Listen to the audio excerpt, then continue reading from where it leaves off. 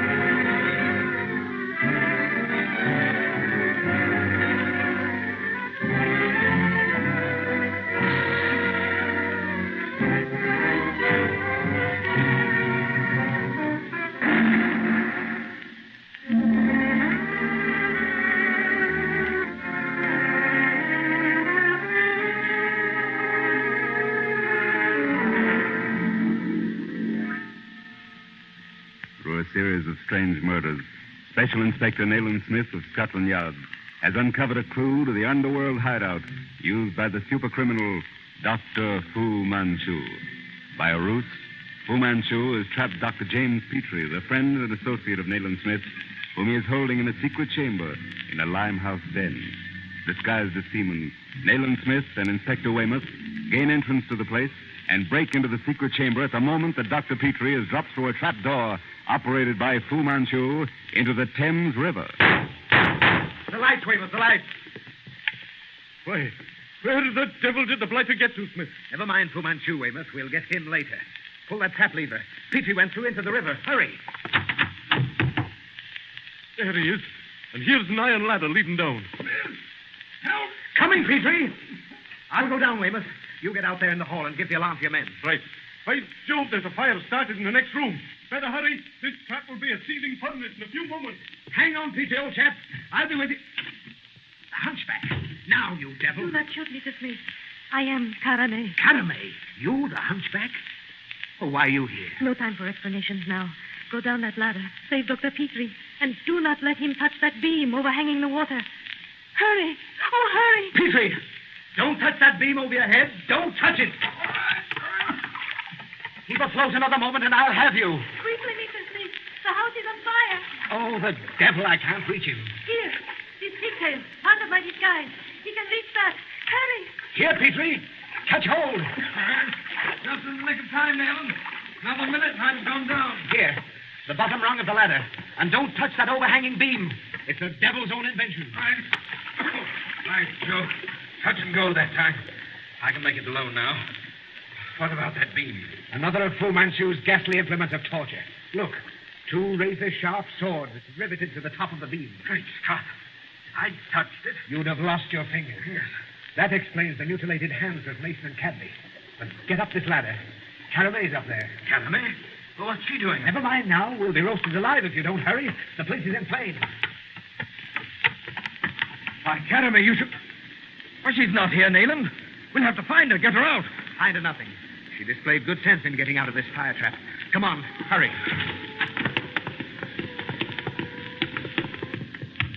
There they are. Never mind, men. By the Lord, Harry Smith. We're just going in after you. Orders are to let that trap burn to the ground. The engines will keep the fire from the other buildings. All right, Dr. Petrie. Oh, yes, Weymouth, yes. How did the fire start? Ask your friend Fu Manchu. Is everybody out, Weymouth? Fu Manchu is still inside. At least none of the cordon of men have seen him leave the building. By Jove, Nayland. Perhaps we're well rid of him. It's a horrible death to wish a man, but... No. Not until I see his dead body will I believe it. But Academy? Yes, a woman, Weymouth. Did you see a woman come out? Not a woman in the place. At least none came out. Oh, then she's still inside. Nayland, we've got to The get her. hunchback. Did he come out, Weymouth? Yes, and give us the slip as fancy as you please. Petrie, that hunchback was Caramay. What? Caramay? Then she's clever, Smith. She got away clean. She was with those we took, 7 or 8. But just now, when we counted noses, she was gone. And so is Singapore Charlie. You want it over here, Inspector Weymouth? Will you come? Right. I'll get in touch with you later, Mr. Smith. Say, Nayland, did you bring the pigtail with you that was found on Cadby? Yes. I'd hoped to meet the owner. Have you got it now? No, I met the owner. Thank you, Nayland. For my life and her freedom. We'll never really excel at this business of man-trapping, Petrie. We're far too sentimental. I knew what it meant to us, to the world, but I hadn't the heart. You see, I owed her your life. You owed her my life? If she hadn't given me that pigtail disguise to fish you out of that pit. So you see, I had to square the account. Come on, we'll go home. An ideal rural spot, Redmoat, eh, Petrie? Yes, but to my eyes, every shadow holds fantastic terrors. To my ears, every sound is a signal of dread. To think that the hand of Fu Manchu stretches over Redmoat. Yes, and at any moment ready to release some strange oriental horror upon its inmates. Well, we dared to hope him dead, but we know now that he lives. Come in. Father will see you now, gentlemen. Oh, thank you, Miss Eltham. We'll go right down. Come, Petrie. I acted rightly in sending for you, Mr. Smith? Mr. Eltham, you see in me a man groping in the dark. Today, I'm no nearer to the conclusion of my mission than the day I left Mandalay. You offer me a clue, I'm here. And I thank you for coming, sir. Your affair, I believe, stands this way. A series of attempted burglaries or something of that kind has alarmed your household. Yesterday, returning from London in a private compartment with your daughter, you were both drugged in some way. Your daughter awoke and saw someone else in the carriage. A yellow-faced man with a case of instruments in his hand. Correct. I was, of course, unable to enter into particulars over the telephone. The man was standing by one of the windows. Directly he observed that my daughter was awake, he stepped toward her. What did he do with the case in his hands, Miss Eltham? I didn't notice particularly. In fact, I was so frightened for the moment that I recall nothing more than beyond the fact that I tried to arouse Father. You failed to arouse him? Yes. Then hands grasped my shoulders and I fainted. But someone used the emergency cord and stopped the train. If you mean that I did it, I have no recollection of doing so, Mr. Smith. And of course, no yellow-faced man was on the train. Mr. Eltham, when did you awake? We were both aroused by the guard. And upon reaching Great Yarmouth, you immediately called Scotland Yard. Well, you acted very wisely, sir. Oh, by the way, how long were you in China? You know that? Well, it is perhaps not so strange that you should be aware of my residence in China, Mr. Smith. By my not having mentioned it to you, may seem so. The fact is, I left China under what I may term an episcopal cloud. I have lived in retirement ever since. Yes. Go on, please. Unwittingly, I stirred up certain deep-seated prejudices in my endeavor to do my duty, Mr. Smith. But to answer your question, I was in China from 1896 to 1900. 4 years exactly. Eltham. Oh, yes. Now I remember. And I'm happy to have met you, sir. Thank you, sir. Oh, tell me, has Red Moat, as its name implies, a moat around it? I couldn't see in the dusk. It has, but the moat is no longer flooded. However, if you refer to the strategic strength of the place, it is considerable. I have barbed wire fencing and other arrangements. As you see, it's quite a lonely spot. Yes, indeed. And now, gentlemen, if you will excuse me, we will resume our conversation after dinner. Will you see to it, Greba? At once, Father. Make yourselves at home, gentlemen. We dine in a few minutes. Who is our host, Nayland? You're probably wondering what caused the episcopal cloud. Well, the deep-seated prejudices our reverend friend stirred up culminated in the Boxer Rebellion. Good heavens. He was at the bottom of that? Well, he was in it, up to his neck. He should be on our list.